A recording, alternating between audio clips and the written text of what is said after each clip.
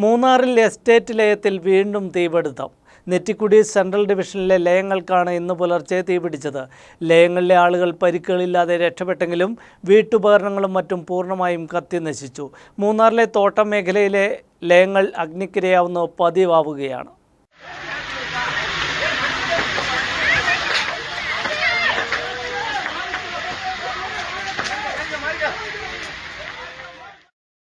ഇന്ന് പുലർച്ചെ 4:30യോടെയായിരുന്നു മൂന്നാർ നെറ്റിക്കുടി സെൻട്രൽ ഡിവിഷനിൽ തീപിടുത്തമുണ്ടായത്. 11ഓളം വീടുകളാണ് ലയത്തിന്റെ ഭാഗമായി ഉണ്ടായിരുന്നത്. അവ പൂർണ്ണമായി കത്തിച്ചാമ്പലായി. ஒரு வழியிலுமே அவங்களுக்கு வாழ்வாதாரம் இல்லை.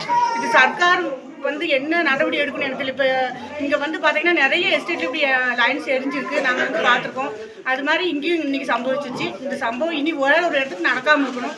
இங்கே சம்பவிச்சவங்களுக்கு வாழ்வாதாரம் ஒன்றுமே இல்லை. இத்தனை வருஷம் அவங்க உழைச்சி வச்சிருந்த உழைப்பு மொத்தமே அந்த தீயில கருகி போயிடுச்சு. ஒன்றுமே இல்லை, உயிர் மட்டும்தான் பாக்கியிருக்கு. சர்க்கார் பார்த்து இவங்களுக்கு ஏதாவது ஒரு உதவி செய்து இவங்களை வாழ்க்கையில் முன்னால் கொண்டு வரணும். கம்பெனியும் செய்யணும். ஃபயர் சர்வீஸ் ஃபோன் பண்ணோம். ரோடு சரியில்லாத காரணத்தினால அவங்க வந்தது 5:15 மேல 6 மணி ஆயிடுச்சு. அந்த ஃபயர் சர்வீஸ் வந்துருந்துச்சுன்னா, ரோடு நல்லா இருந்து ஃபயர் சர்வீஸ் வந்துருந்துச்சுன்னா ஓரளவு காப்பாற்றி எடுக்கலாம். கொடுத்த துணி கூட இல்லாம இருக்கிற ட்ரெஸ்லயே தான் நாங்கள் நிற்கிறோம். ஒரு சாதனம் எங்களுக்கு எடுக்க முடியும். ஏதோ ஒரு வயர் ஷார்ட் ஆகி தான் இந்த தீ ஆனது.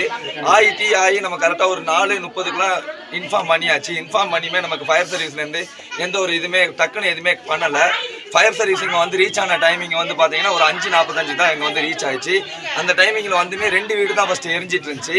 அதுக்கு அழிஞ்சு அது இவங்க எல்லாமே ரெடி பண்ணுறதுக்குள்ளேயும் எல்லா வீடும் அந்த லைன்ஸுமே மொத்தமே எரிஞ்சிருச்சு. என்ன காரணம் கேட்டிங்கன்னா, ரோடு தான் நமக்கு. இதே ஒரு 10 நிமிஷத்துக்கு முன்னாடி வந்துருந்துச்சுன்னா, அந்த 2 வீடு எரிஞ்சிட்டதுக்கு முன்னாடி வந்துருச்சுன்னா அந்த ஃபயரை ஆஃப் பண்ணியிருந்துக்கலாம்.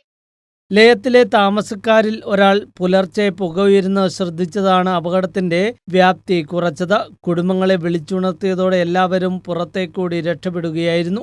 ലയങ്ങളിലെ ആളുകൾ പരിക്കുകളില്ലാതെ രക്ഷപ്പെട്ടെങ്കിലും വീട്ടുപകരണങ്ങളും മറ്റും പൂർണ്ണമായും കത്തിനശിച്ചു. പ്രദേശത്ത് മൊബൈൽ നെറ്റ്വർക്കിന്റെ ലഭ്യത കുറവുണ്ട്. സംഭവശേഷം അഗ്നിരക്ഷാസേന എത്തിയെങ്കിലും ലയം പൂർണ്ണമായും കത്തിച്ചാമ്പലായി. തോട്ടം മേഖലയിൽ ലയങ്ങൾക്ക് തീ പടരുന്നത് സമീപകാലത്ത് വർദ്ധിക്കുകയാണ്.